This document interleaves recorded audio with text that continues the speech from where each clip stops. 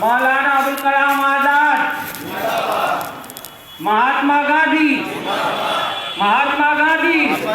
جواہر لال نہرو، اشفاق اللہ خان، 26 جنوری۔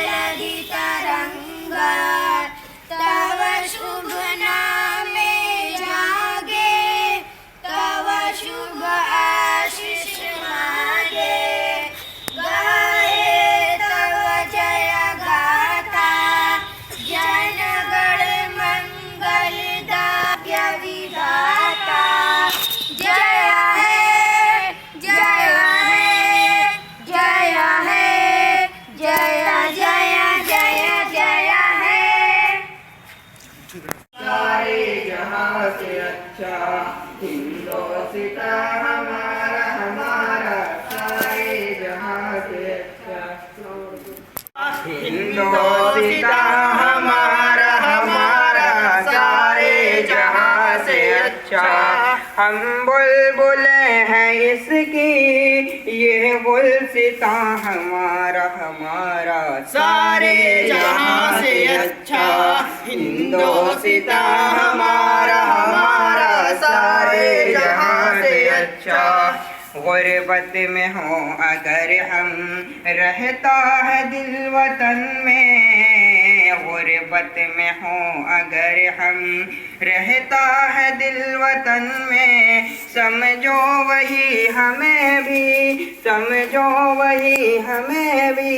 دل ہو جہاں ہمارا سارے جہاں سے اچھا، ہندوستان ہمارا سارے جہاں سے اچھا۔ پربت وہ سب سے اونچا ہم سایہ آسماں کا، پربت وہ سب سے اونچا ہم سایہ آسماں کا، وہ سنتری ہمارا وہ پاسباں ہمارا سارے جہاں سے اچھا، ہندوستان ہمارا سارے جہاں سے اچھا۔ گودی میں کھیلتی ہے اس کی ہزاروں ندیاں، گودی میں کھیلتی ہیں اس کی ہزاروں ندیاں، گلشن ہے جن کے دم سے رش کے جنا ہمارا سارے جہاں سے اچھا، ہندوستان ہمارا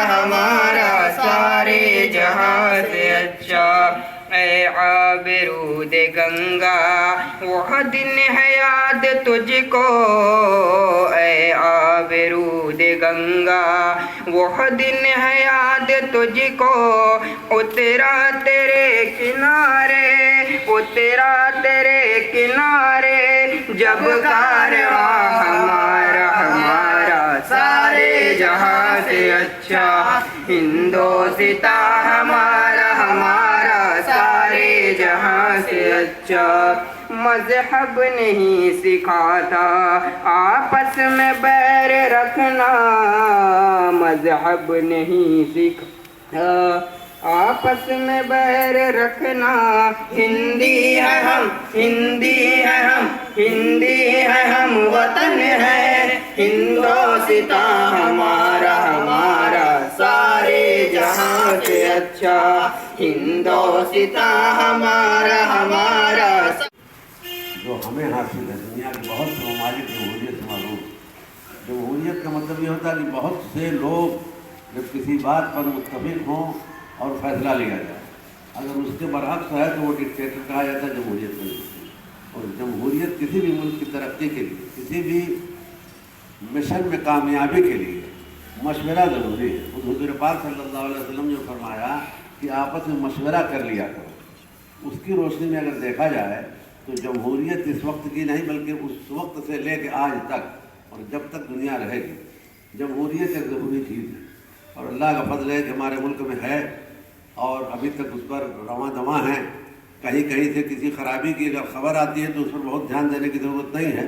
ہم جمہوریت والے ہیں اور جمہوریت کو زندہ رکھیں گے، اور آج کا دن، آج کی تاریخ اسی عہد و پیمان کو زندہ کرنے کے لیے، اس کا اعادہ کرنے کے لیے، اسے باقی رکھنے کے لیے مدرسوں میں، اسکولوں میں اس طرح سے ہم لوگ مناتے ہیں، اور ہماری جتنی برانچیں ہیں ہر جگہ یہ پروگرام منعقد کیا جاتا ہے، اور تمام اساتذہ اور طلباء بڑے سرفروش کے ساتھ شریک ہوتے ہیں۔ آج موسم اگرچہ بہت نامناسب ہے باہر نکلنے کے اعتبار سے، خود سرکار نے چھٹی دے رکھی ہے، مہینوں سے چھٹی چل رہی ہے صرف اسی لیے کہ بچے اور اساتذہ باہر نہ نکلیں، لیکن 26 جنوری کی خوشی میں، 26 جنوری کے استقبال میں طلباء بھی حاضر ہیں اور اساتذہ بھی حاضر ہیں، اور انشاءاللہ ہماری جمہوریت زندہ رہے گی۔ ہم جمہوریت کے سائے میں ترقی کریں گے، بڑھیں گے، علمی اعتبار سے بھی اور کاروباری اعتبار سے بھی اور مفاہمانہ اعتبار سے بھی، کہ یہ بہو مذہبی بہو مسلکی ملک ہے، یہاں پر ہر طرح سے ہم کو رائے مشورے کے ساتھ زندہ رہ کر اور اپنی بات آگے بڑھانا ہے اور ہم کو آگے تک پہنچنا ہے۔ انشاءاللہ ہم ہر میدان میں ہر اعتبار سے کامیاب رہیں گے۔ اللہ تعالیٰ ہم لوگوں کی حفاظت فرمائے، دینی اداروں کی حفاظت فرمائے، اور جتنے اس ملک میں بسنے والے لوگ ہیں مشرق سے مغرب تک، شمال سے جنوب تک، اللہ تعالیٰ ان تمام لوگوں کی باہر کے فتنوں سے حفاظت فرمائے۔ وآخر دعوانا الحمدللہ رب العالمین۔ حضرت ناظم صاحب و حضرات اساتذہ کرام، آج کا یہ تاریخی دن ہے۔ آج کے اس تاریخی دن سے ہم بخوبی واقف ہیں۔ ہمارا ملک جمہوری قرار پایا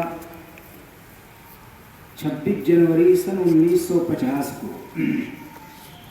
جب ہمارا ملک آزاد ہوا سن 1947 میں، 15 اگست سن 1947 کو آزاد ہوا،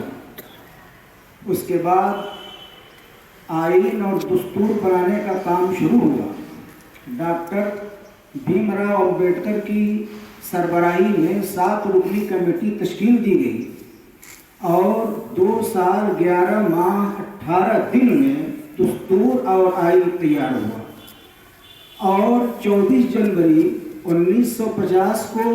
اسمبلی کا اجلاس ہوا، اور جتنے اس کے اراکین تھے سارے اراکین نے اس پہ دستخط کیا، اور 26 جنوری سن 1950 کو اس کا نفاذ ہوا۔ پہلا جو جشن منایا گیا 26 جنوری 1950 کو، اور اس وقت سے لے کر آج تک ہر سال 15 اگست کو اور 26 جنوری کو، 26 جنوری کو یوم جمہوریہ کے نام سے اور 15 اگست کو یوم آزادی کے نام سے خوشی منائی جاتی ہے۔ اس ملک کے آزاد کرانے میں مدارس کا اور ہمارے علماء کا بہت بڑا کردار رہا ہے۔ جب 1857 میں انگریز کو جب کچھ کامیابی ملی اور مسلمانوں کی تحریکیں پروان چڑھنے لگی ان سے بغاوت کے لیے اور اپنے ملک کو آزاد کرانے کے لیے، تو انگریزوں نے تجزیہ کاروں کو منتخب کیا اور یہ کہا کہ جاؤ اندازہ لگاؤ، تجزیہ کرو کہ کون سی شکلیں اختیار کی جائیں کہ مسلمانوں کی تحریکوں کو کچل دیا جائے، مسلمانوں کی تحریکوں کو ختم کیا جائے۔ تو جو مبصرین تھے اور تجزیہ کار تھے ان لوگوں نے سروے کیا اور جا کر کے انگریز سربراہوں سے کہا کہ 3 چیز کو اگر اختیار کر لیا جائے تو ان کی تحریکیں ختم ہو جائیں گی۔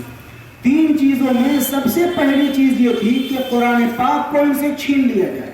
اور دوسرے یہ کہ علماء کو ختم کیا جائے، اور تیسرے یہ کہ انگریزی تعلیم اس انداز سے دی جائے کہ ان کو اسی رنگ میں رنگ دیا جائے۔